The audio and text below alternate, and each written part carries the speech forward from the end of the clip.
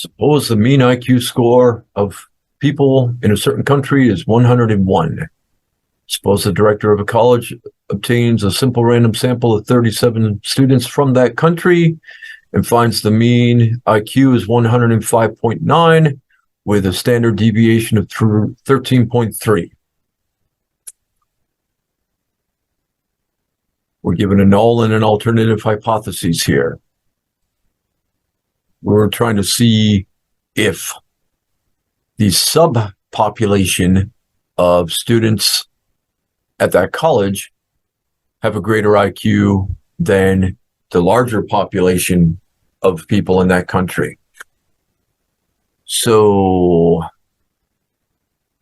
what is being tested?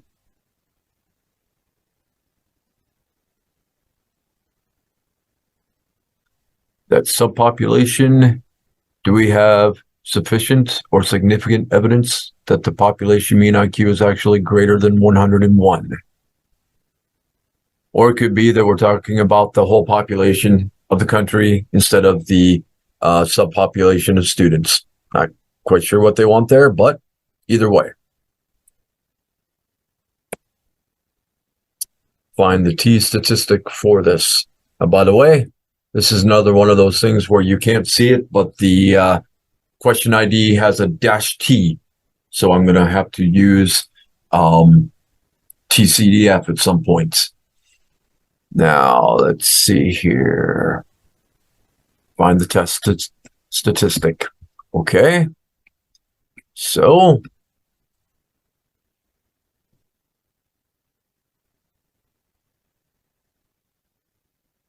the mean IQ for the sample was 105.9.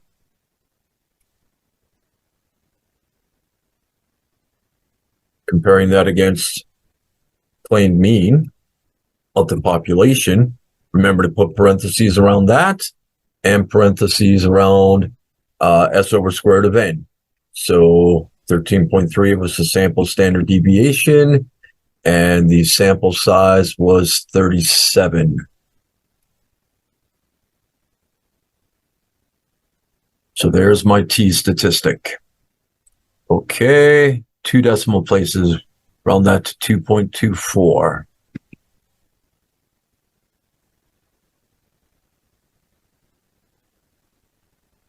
Now, if I were to have a link here to the tables, then I would actually look at that to 3 places, 2.241, with a sample size of 37. There are 36 degrees of freedom. And I would look for in the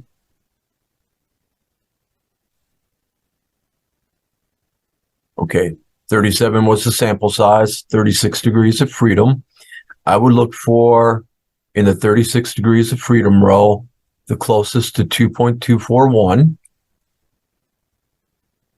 And that's in these 2 columns right here. 2.241's in between.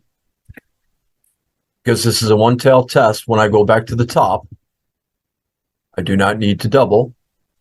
That will put the probability between the smaller 0.01 from the other column on the right, 0.01 less than P, less than 0.02. But, because they wanted us to use Tcdf, then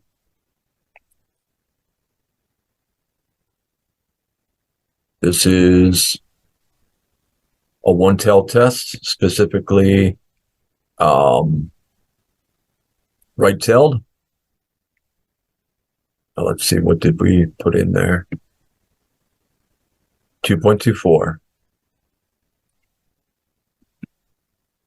2.24 and going infinitely to the right, so largest number we could there.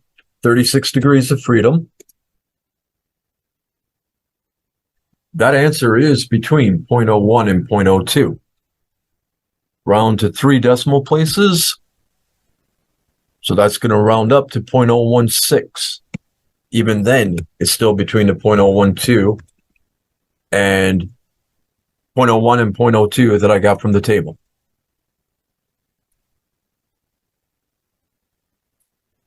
Now, the significance level, they're talking about 0.10, and 0.016 is less than 0.10. You're talking about 16 thousandths versus 100 thousandths. 16 is less than 100. So we would reject H naught. We do have significant evidence or sufficient evidence that that mean IQ is really greater than 101.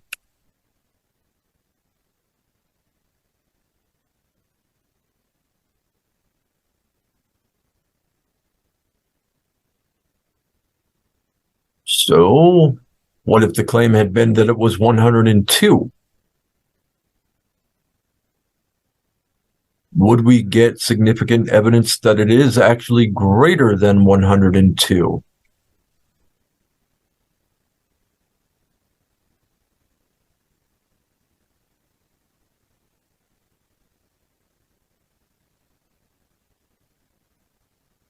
So we would be changing the claimed number in the null hypothesis and over here in the alternate to 102. And apparently we are still dealing with the same sample. So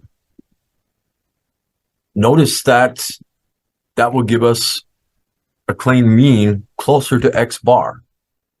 Now we get to two places that would round to 1.78.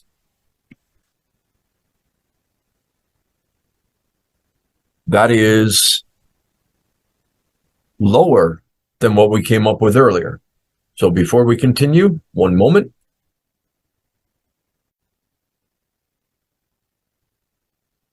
If everything else is staying the same, but that these are closer, then your absolute value of t is going to be smaller.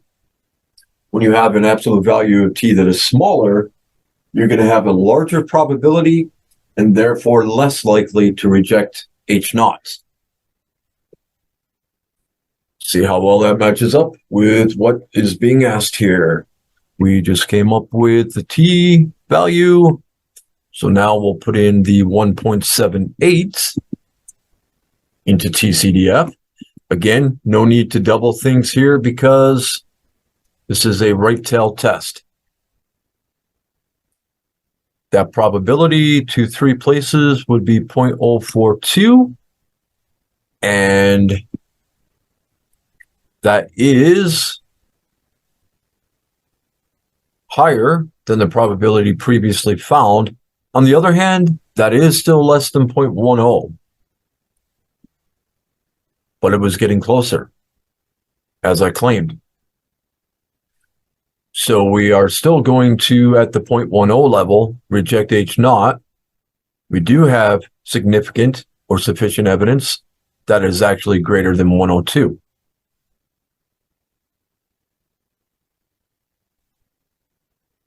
Oh.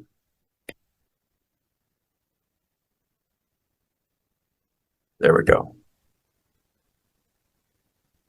And now what if it's 103? Maybe this will be the breaking point.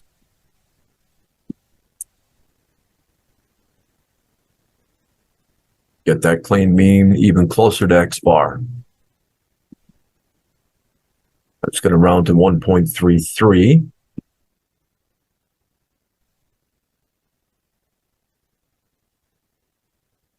Okay, is it actually greater than 103?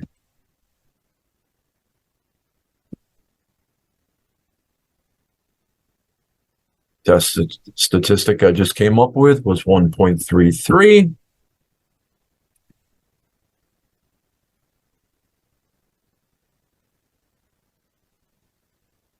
The probability to three places would round up to 0.0960.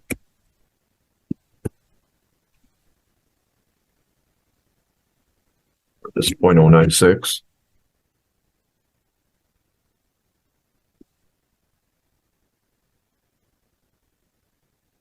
So we're still getting something less than 0.10.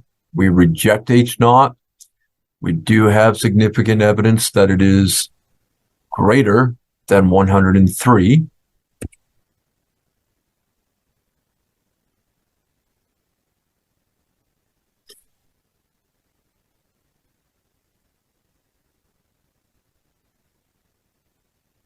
Now, they don't seem to be ready to ask anything more. But what if I did put in 104, even closer to the X bar?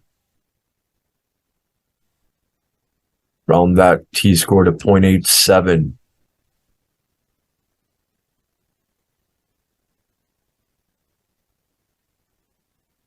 That probability is above 0.10.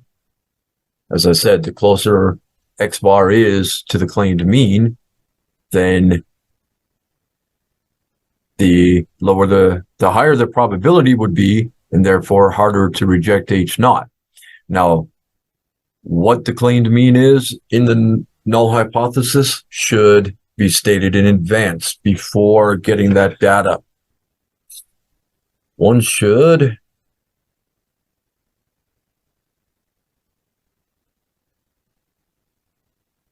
not reject rather than accept the null hypothesis.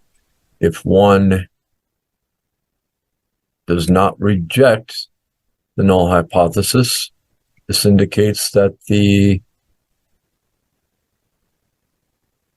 population mean, such as 101, 102, 103, so the same data have been used to conclude that the population mean is these three different values. If you do not reject, if one does not reject the null hypothesis, this indicates that the population mean could be 102, 101, 102, 103, or some other value. We're simply not ruling them out as the value of the population mean. Therefore, not rejecting the null hypothesis can lead to contradictory conclusions. Let's change that.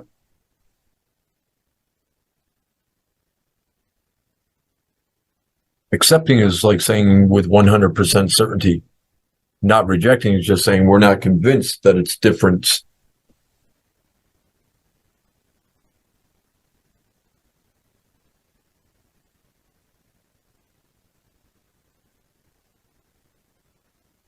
Let's see what the answers are that they give.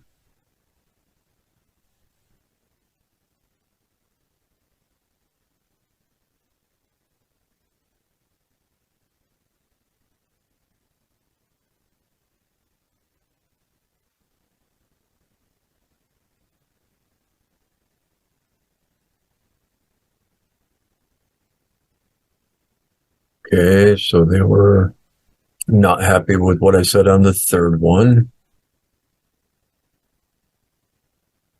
Right here. Okay. That goes along with what I was saying at the end.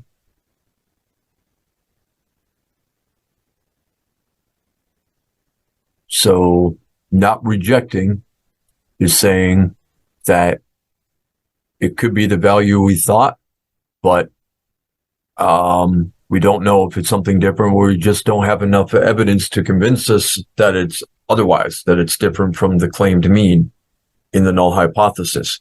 Whereas accepting, you're saying, almost with 100% certainty, you think, yes, it is that value. All right. That's all I've got for this set, it looks like. And so I had a score because of that one little mistake, 4.95 out of 5 points, 99.09%. Okay. Well, take care. See you in the next one.